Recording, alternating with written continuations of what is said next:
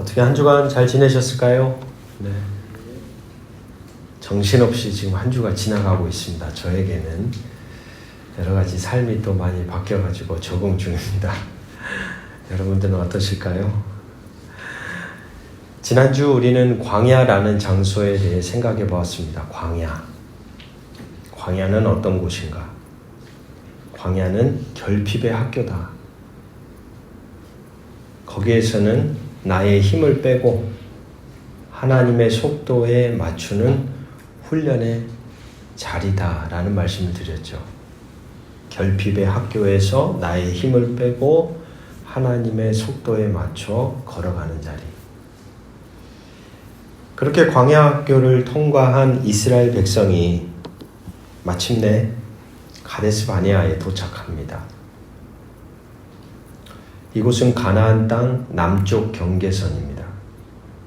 시내산에서 출발한 지 불과 10하루길.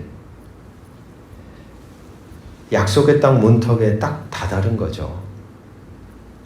이제 한 걸음만 딱 떼면 400년의 눈물과 광야의 고생이 끝나고 그야말로 젖과 꿀이 흐르는 땅 안으로 딱 들어가기 바로 직전에 이들이 서 있습니다. 모세는 12명의 정탐꾼들을 뽑아 40일간 가나안 땅을 둘러보도록 합니다. 40일 뒤에 돌아온 그들의 손에는 장정 2명이 장대에 깨어 메고 와야 할 만큼 거대한 포도송이가 들려 있었습니다.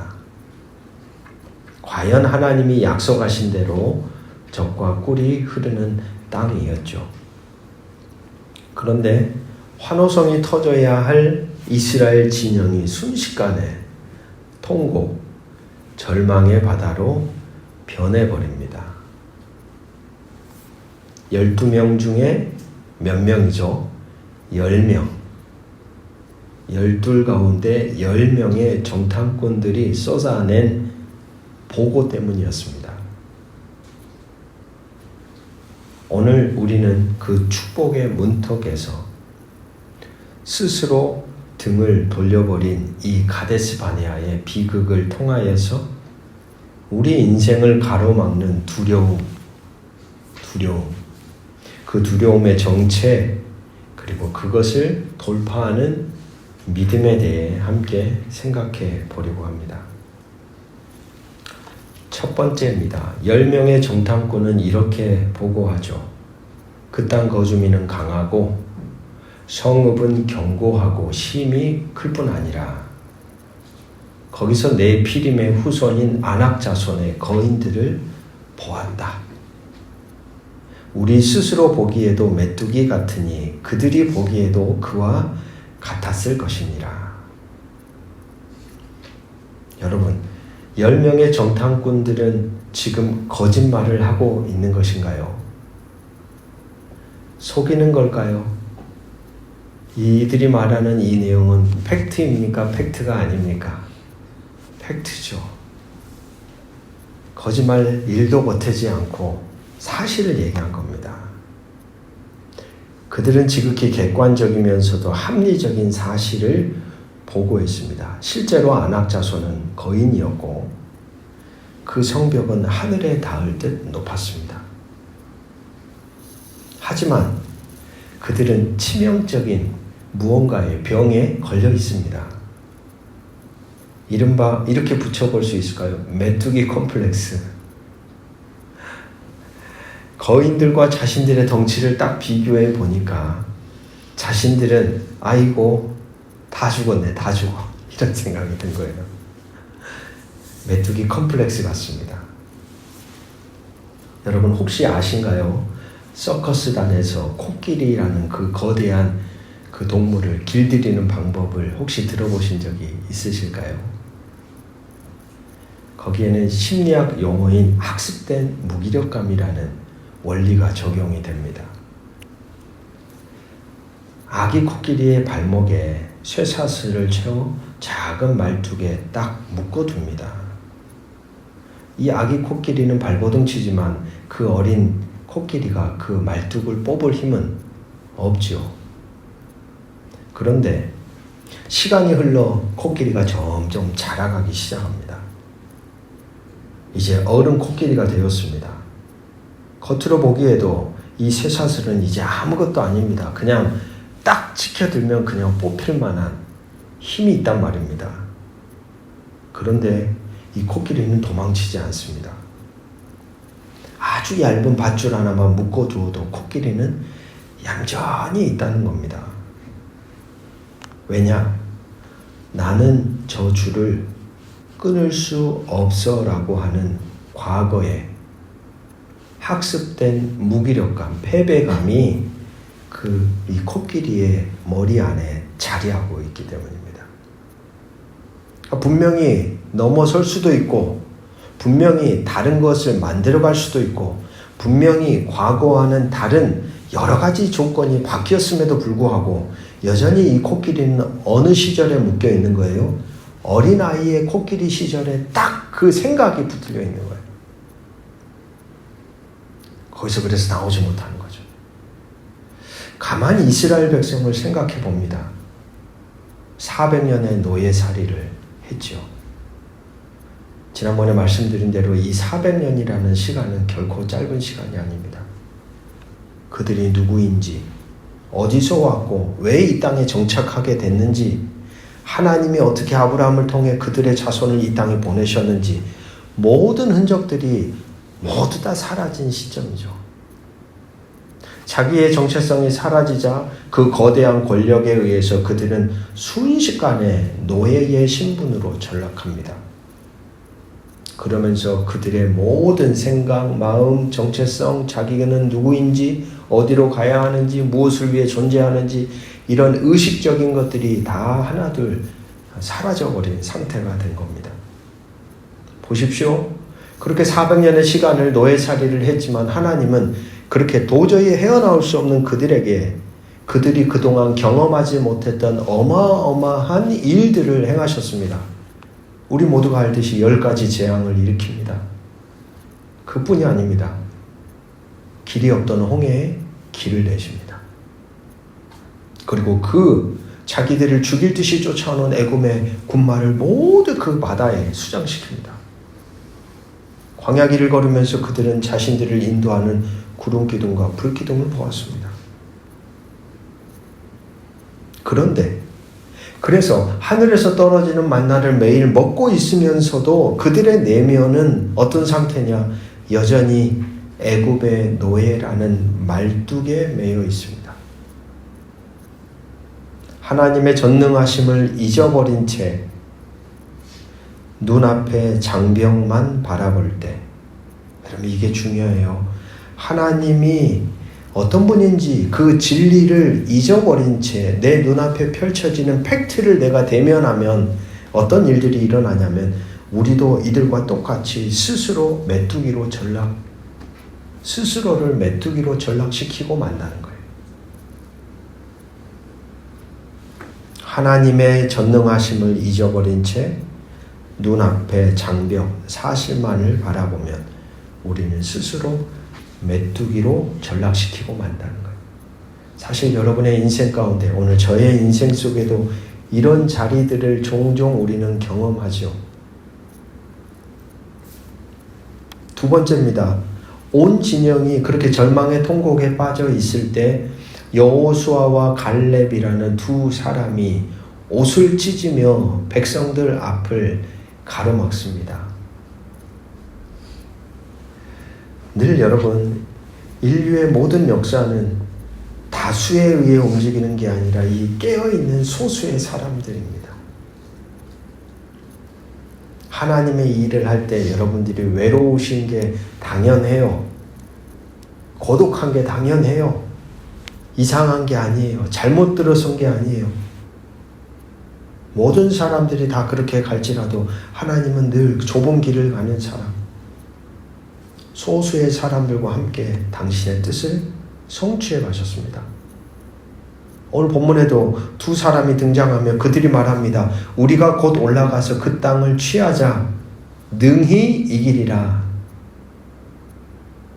여호와께서 우리를 기뻐하시면, 같이 한번 우리도 고백해 볼까요? 여호와께서 우리를 기뻐하시면 우리를 그 땅으로 인도하여 들이시고 그들은 우리의 밥이라.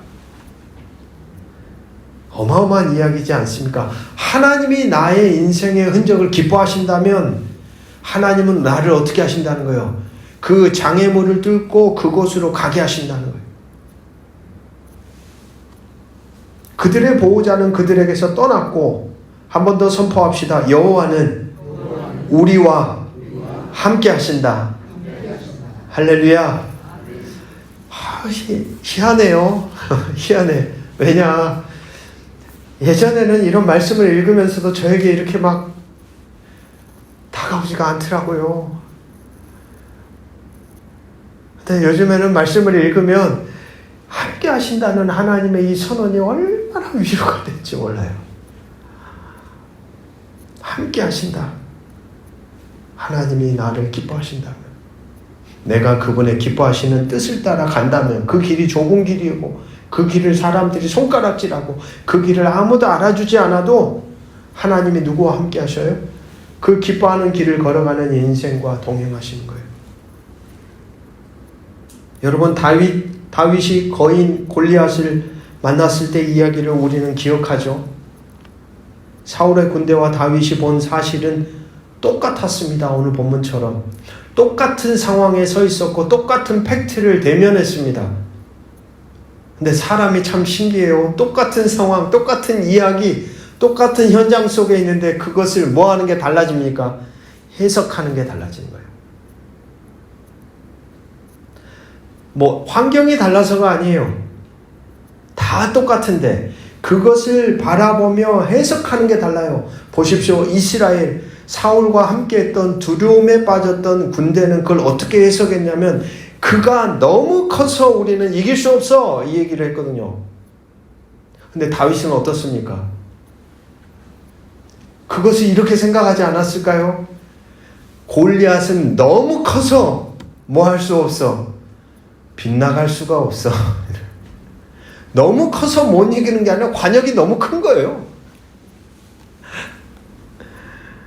10명의 정탐꾼과 여호수아, 갈렙의 차이가 이것입니다. 문제의 크기가 여러분 우리의 삶을 결정하지 않아요. 어마어마한 삶의 문제 앞에서 폭풍 비바람이 몰아쳐서 내 존재를 집어삼키려고 해도 그 자리에서도 길을 찾아가며 그 길을 뚫고 가는 사람들이 있어요. 문제의 크기 때문에 우리가 무너지는 게 아니에요. 그 문제를 바라보는 우리의 시선의 각도가 사실 승패를 결정합니다. 10명은 먼지 같은 메뚜기만 보았지만 두 사람은 하나님의 약속이라는 렌즈로 우주보다 크신 하나님을 보았습니다. 그러자 거인들은 한낱 밥으로 보였습니다. 밥으로. 주일 예배 때 소개했던 정신의학자 기억나십니까? 나치 아우슈비츠 수용소에서 살아남았던 빅터 프랭클이라는 사람이 끔찍한 절망 속에서 인간을 살게 하는 힘을 발견하고서 이렇게 말합니다. 자극과 반응 사이에는 작은 공간이 있습니다.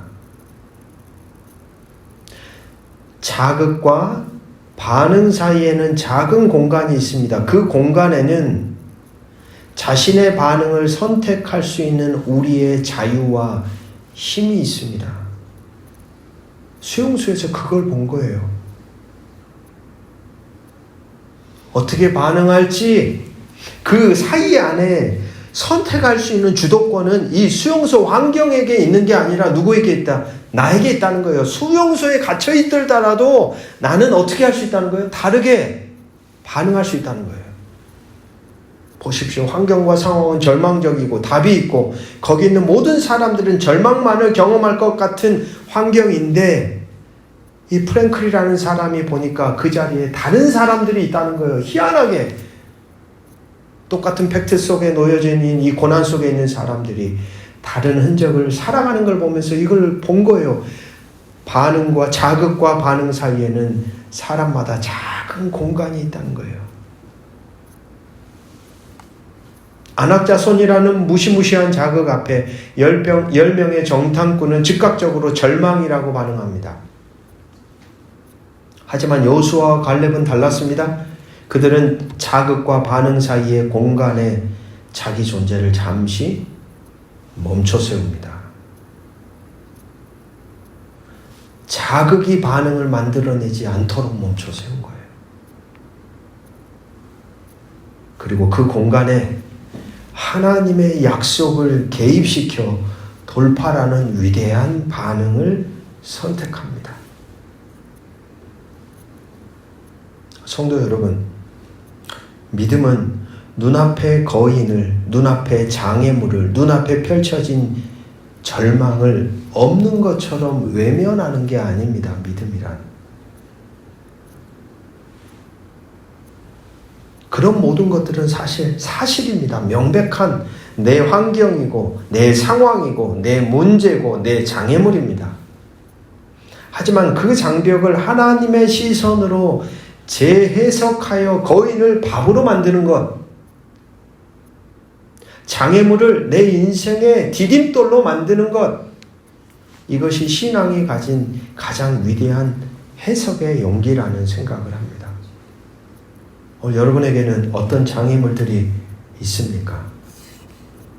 안악자손, 거대한 성, 절대 무너지지 않을 것 같은 성벽,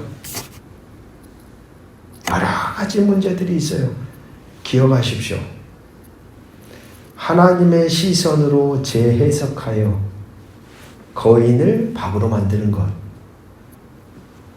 이것이 신앙이 가진 가장 위대한 해석의 용기라는 것을 여러분, 저와 여러분이 기억하기를 주의 이름으로 축복합니다. 결국 가데스 바네아의 비극은 어떻게 끝이 납니까? 백성들은 여호수아와 갈렙을 돌로 쳐 죽이려 하고 차라리 뭐 하자 그래요? 화내고 가자 그러잖아요. 출애굽했는데 세상에 막 울부짖습니다. 그때 하나님이 벼락같이 개입하십니다. 그리고 차마 입에 담기 무서운 선언을 합니다. 너희 말이 내 귀에 들린 대로 내가 너희에게 행할 거야. 우리는 메뚜기라 다 죽게 생겼다고 불평했던 사람들은 그들의 입술의 고백대로 단 한 명도 가나안에 들어가지 못하고 40년 동안 광야를 맴돌다 거기에서 생을 마감합니다. 그러나 그들은 우리의 밥이다 라고 선포했던 여호수아와 갈렙은 이미 우리가 아는 것처럼 그들의 고백처럼 약속의 땅을 밟고 승리자로, 리더자로 그 땅에 들어갑니다. 이 대목을 가만히 보며 그런 생각이 듭니다. 우리의 말과 언어에는 예언적인 능력이 있습니다. 말이 인생을 만들어요. 두려움에 사로잡혀서 망했네, 안 되네, 끝났네 라고 말하면 정말 그 닫힌 문 앞에 우리의 생은 멈춰서는 겁니다. 그러나 고난 앞에서도 하나님의 약속을 부여잡고서 무엇을 부여잡고요? 하나님의 약속요. 무엇을 부여잡고요? 하나님의 말씀을 부여잡고 다른 거 부여잡지 않고요. 변하는 어떤 거 부여잡고 가라는 게 아니라 변치 않는 하나님의 약속을 부여잡고 이 길이라 감당할 수 있다라고 선포하는 거예요. 인생의 자리자리마다 걸어갈 수 없는 차마 걷기 힘든 자리가 사실 많지요. 모두 다 평탄한 길을 걷기를 원하지만 우리의 인생은 그렇게 호락호락하지 않습니다. 그래서 인생을 고해라고 말하지 않습니까? 그러나 우리에게는 잡을 게 있다는 거예요. 무너져서 내가 어디로 갈지도 몰라도 딱 하나는 늘 있는 거예요. 우리 어린아이들에게도 우리 어른들에게도 그리고 저에게도 여러분에게도 그게 하나님의 말씀이요 하나님의 약속이 여러분들에게 붙잡히기를 주의 이름으로 축복합니다. 정말 그렇게 살아가셨으면 좋겠어요. 다른 거 잡지 마시고 그렇게 선포하며 우리가 그분 안에 거하려고 할 때 하나님은 우리 귀에 들린 대로 우리의 믿음의 삶의 흔적 하나하나 고백 그대로 우리의 현실을 빚어가시는 분이라고 저는 믿습니다. 성도 여러분, 오늘 여러분 앞을 가로막고 있는 안악자손은 무엇입니까? 해결되지 않는 경제적 압박인가요? 의사의 절망적인 진단입니까? 아니면 깨어져 버린 인간관계나 꽉 막힌 인생의 길목입니까? 그 장벽 앞에서 스스로를 작은 메뚜기로 깎아내리지 마십시오. 여러분은 메뚜기가 아닙니다. 여러분은 그렇게 하찮은 존재가 아닙니다. 여러분은 그렇게 작지 않습니다. 천지를 창조하신 하나님이 당신의 피값으로 사신 거룩한 하나님의 백성입니다. 여러분을 묶고 있는 과거의 실패와 두려움이라는 낡은 말뚝을 뽑아버리십시오. 오늘 내 인생의 가데스 바네아 그 경계선에서 10명의 절망의 보고서에 서명하지 마십시오. 그 소리 듣고 따라가지 마십시오. 그 소리에 묶여서 절망의 바다로 깊이 들어가지 마십시오. 현실이 아무리 어둡고 장벽이 높아도 자극과 반응 사이의 거룩한 공간에 같이 한번 선포합시다. 하나님을 초대합니다. 할렐루야. 하나님이 우리를 기뻐하시면 이길 수 있습니다. 저 장벽은 나의 먹이요 나의 밥입니다. 여호와께서 나와 함께 하십니다. 이 여호수아와 갈렙의 고백이 오늘 여러분의 인생을 통하여 터져나오기를 소망합니다. 이 위대한 믿음의 선포를 통해 두려움의 광야를 끝내고 축복의 가나안으로 진격해 가는 거룩한 성도들의 흔적을 만들어 가시기를 주님의 이름으로 축복합니다.